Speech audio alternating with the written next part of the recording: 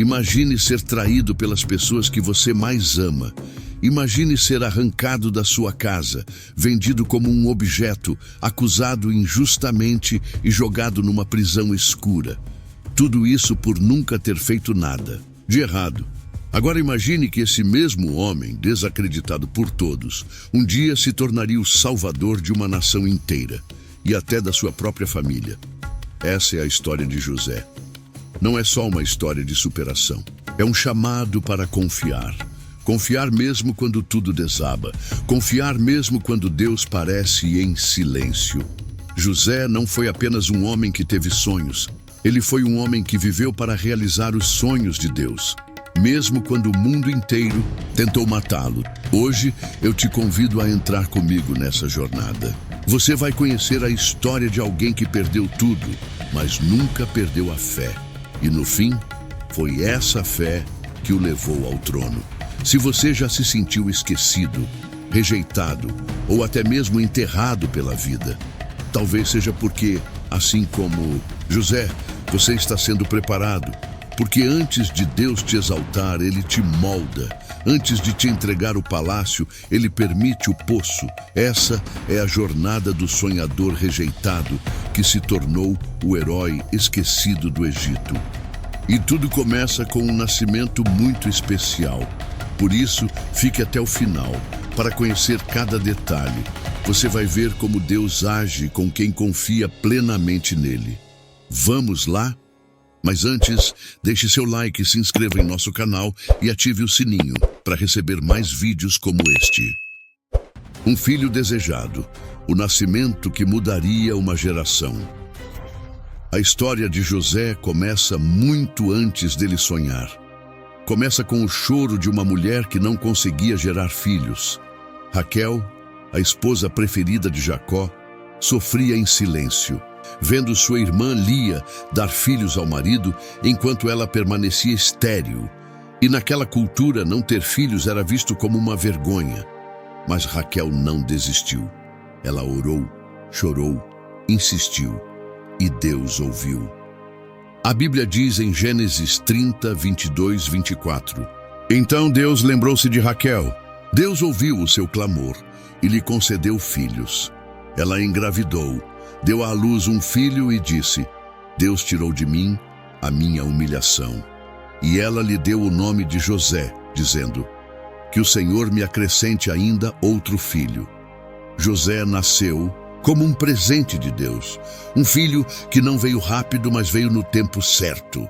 E isso já nos diz algo. Às vezes, o que demora mais para chegar é o que Deus mais quer usar. Desde pequeno, José carregava sobre si uma marca diferente. Era o filho do amor verdadeiro de Jacó, o filho da esperança, o menino que veio quando ninguém mais acreditava. E talvez por isso, Jacó amava José mais do que a todos os outros filhos. Não era justo, mas era a realidade. Essa preferência ficou visível quando Jacó presenteou José com uma túnica colorida. Aquela túnica não era só um presente bonito, era uma afirmação pública. Esse é o meu preferido.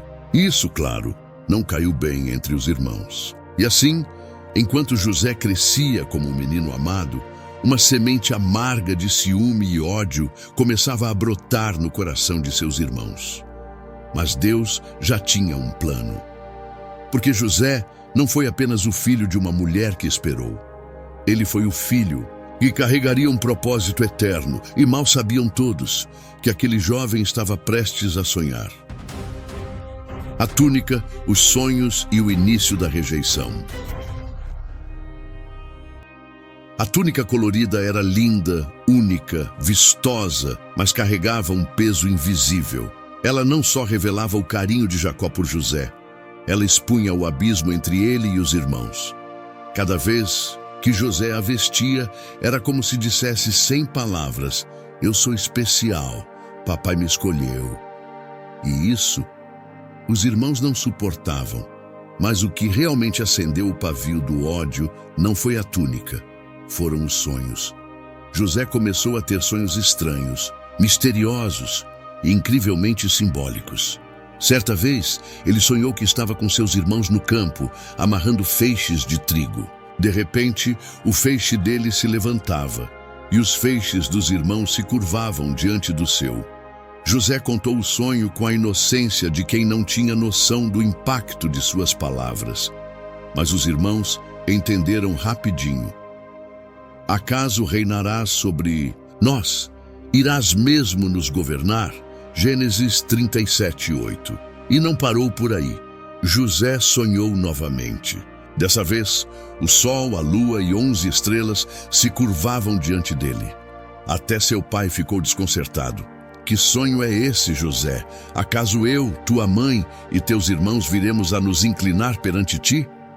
É curioso como muitas vezes quando Deus começa a nos mostrar algo grandioso, a primeira reação das pessoas ao redor é rejeitar.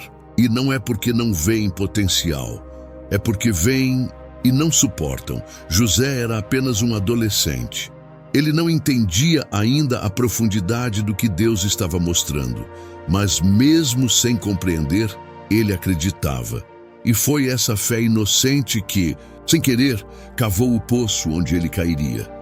Os sonhos de José o separaram dos irmãos, mas na verdade, foram esses sonhos que o separaram para Deus. E enquanto ele ainda sonhava, seus irmãos já planejavam acabar com tudo. Do poço ao Egito, a dor da traição. O que começou como ciúme silencioso, virou ódio declarado. Os irmãos de José já não conseguiam esconder o rancor. E então, certo dia, a oportunidade apareceu. José foi enviado por Jacó para ver como estavam os irmãos que pastoreavam o rebanho em Siquém. Mal sabia ele que aquele seria o último dia em que veria a casa do pai por muitos anos. Quando os irmãos o viram de longe, vestindo sua túnica colorida, disseram uns aos outros: "Lá vem o sonhador, vamos matá-lo e jogar seu corpo numa cisterna. Diremos que um animal selvagem o devorou." Gênesis 37, 19 e 20. Eles não queriam só calar José. Eles queriam enterrar o que ele representava. Um chamado, um futuro, um sonho maior que os deles. Mas Rúben, o irmão mais velho, tentou poupar a vida de José e sugeriu que apenas o lançassem numa cisterna vazia. Foi o que fizeram. Arrancaram sua túnica e o jogaram no poço. Imagine o coração de José, traído pelos irmãos, sem chão, sem entender, gritando lá do fundo daquele buraco, sem resposta.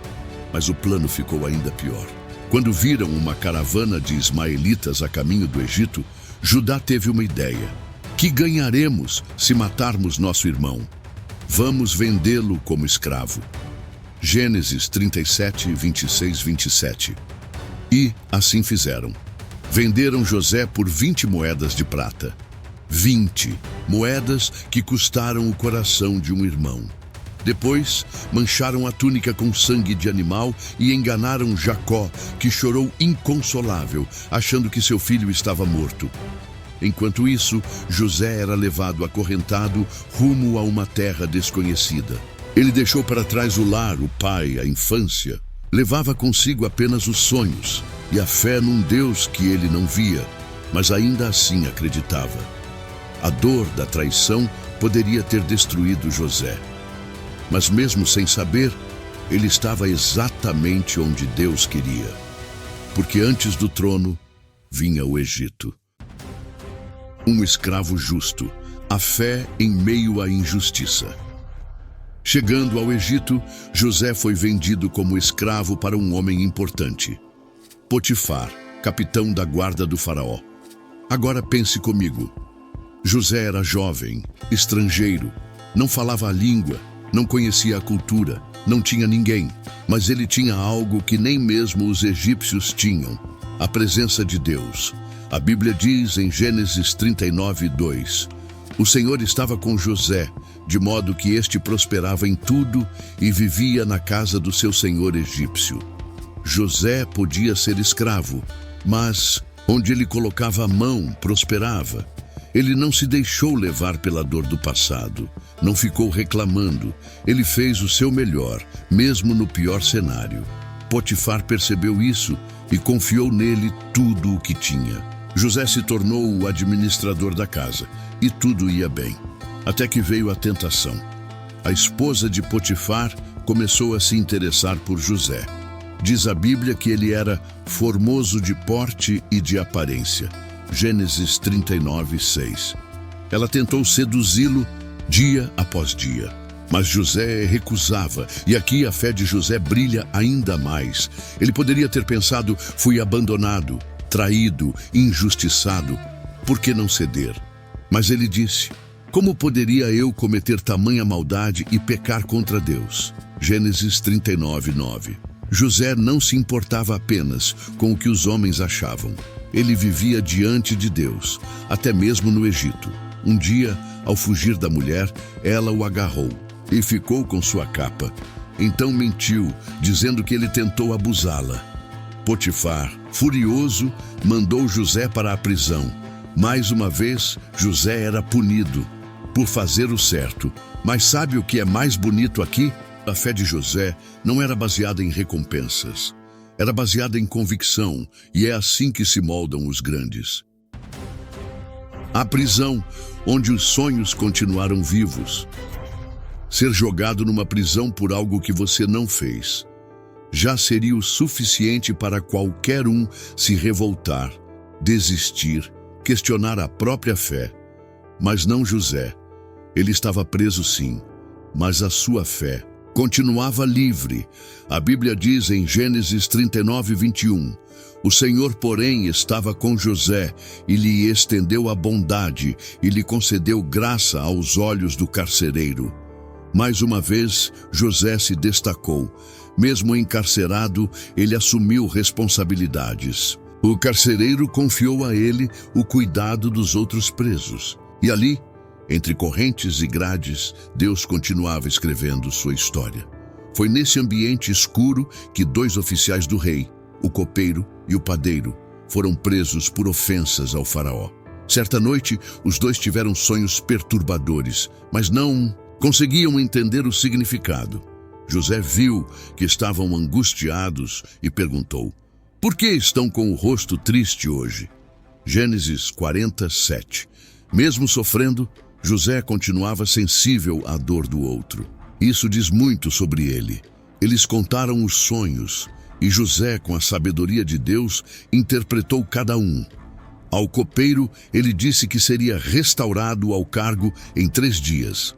Ao padeiro, que seria executado no mesmo período. E tudo aconteceu como José havia dito.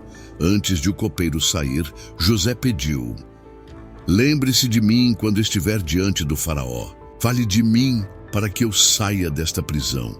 Gênesis 40:14. Mas o tempo passou e o copeiro esqueceu. José ficou mais 2 longos anos esperando. 2 anos de silêncio, de esquecimento. Mas mesmo ali, ele não deixou os sonhos morrerem. Porque Deus nunca tinha se esquecido. A prisão não foi o fim. Foi apenas o intervalo antes da maior virada de sua vida. A virada inesperada, do calabouço ao palácio. E então, finalmente chegou o tempo de Deus. Depois de 2 anos de silêncio, algo aconteceu no palácio. O faraó teve 2 sonhos misteriosos. Um com 7 vacas gordas sendo devoradas por 7 vacas magras, e outro com 7 espigas saudáveis engolidas por espigas secas. Ele acordou perturbado, chamou todos os magos, sábios, conselheiros, mas ninguém conseguia interpretar. Foi aí que o copeiro lembrou. Lembrou de um jovem hebreu que na prisão tinha revelado com precisão o significado de seu sonho. E o nome dele era José. De um dia para o outro, José foi tirado da prisão. Barbearam-no, trocaram suas roupas e ele foi levado à presença do homem mais poderoso da terra. O faraó contou seus sonhos e José, com calma, respondeu: não está em mim o poder de interpretá-los, mas Deus dará ao faraó uma resposta favorável. Gênesis 41:16. José deu a interpretação. Os sonhos significavam que viriam 7 anos de fartura no Egito, seguidos por 7 anos de fome devastadora. E mais, José não apenas interpretou, ele apresentou a solução. Ele disse que o faraó deveria encontrar um homem sábio para administrar os alimentos durante os anos de fartura e se preparar para os anos de crise. O faraó olhou para os seus conselheiros e disse: poderíamos achar alguém como este homem em quem está o Espírito de Deus? Gênesis 41:38. Naquele dia, José, o ex-escravo, ex-prisioneiro, tornou-se governador do Egito, recebeu o anel do faraó, vestes de linho fino e um colar de ouro no pescoço. Mas não para por aí. Faraó ordena que tragam o segundo carro do reino, um tipo de carruagem de prestígio, usada apenas pelos mais importantes líderes. Todos no Egito agora sabiam: José era o segundo homem mais poderoso da nação. Faraó então diz algo que ecoa por toda a corte: mas sem você, José, ninguém poderá levantar a mão ou o pé em toda a terra do Egito. E para selar essa nova fase, Faraó dá a José um nome egípcio, Zafenate-Paneia, que pode significar Deus fala e vive ou o revelador de mistérios. E ainda lhe dá por esposa Azenate, filha de Potífera, um sacerdote importante do Egito. Isso mostra que José não apenas recebeu um cargo, ele foi totalmente integrado à elite egípcia, ao poder e à cultura do reino. Aquele que foi vendido por moedas agora comandava uma nação. Deus não só tirou José da prisão, ele o levou direto ao propósito. E tudo o que José viveu, o poço, a casa de Potifar, a cadeia, serviu como caminho para esse momento. Porque quando o tempo de Deus chega, não há corrente que consiga segurar. O reencontro, perdão, prova e cura. Os anos se passaram, vieram os 7 anos de fartura. José, agora com 30 anos, armazenou grãos em abundância, salvando o Egito da fome futura. Mas então, como ele mesmo havia previsto, chegaram os anos de escassez e a fome se espalhou, inclusive em Canaã, onde sua família vivia. Jacó, sem saber do destino de seu filho perdido, mandou seus filhos ao Egito comprar alimento. E ali começa uma das cenas mais emocionantes da Bíblia. Eles chegaram e se curvaram diante do governador do Egito, sem perceber que estavam diante do próprio irmão. Os sonhos estavam se cumprindo. José os reconheceu na hora, mas não se revelou de imediato. Seu coração estava cheio de emoções, alegria, dor, saudade, desconfiança. Ele testou os irmãos, quis ver se tinham mudado. Fez perguntas, exigiu que trouxessem Benjamim, o irmão mais novo. Colocou seus sentimentos à prova, não por vingança, mas porque queria ter certeza de que não eram mais os mesmos homens que o haviam traído. E eles realmente estavam diferentes. Judá, que antes sugeriu vendê-lo como escravo, agora se ofereceu para ficar no lugar de Benjamim. Deixa o rapaz ir com os irmãos. Fica comigo como teu escravo, pois não posso voltar ao meu pai sem o menino. Gênesis 44, 33, 34. Foi demais para José, ele chorou. Chorou alto.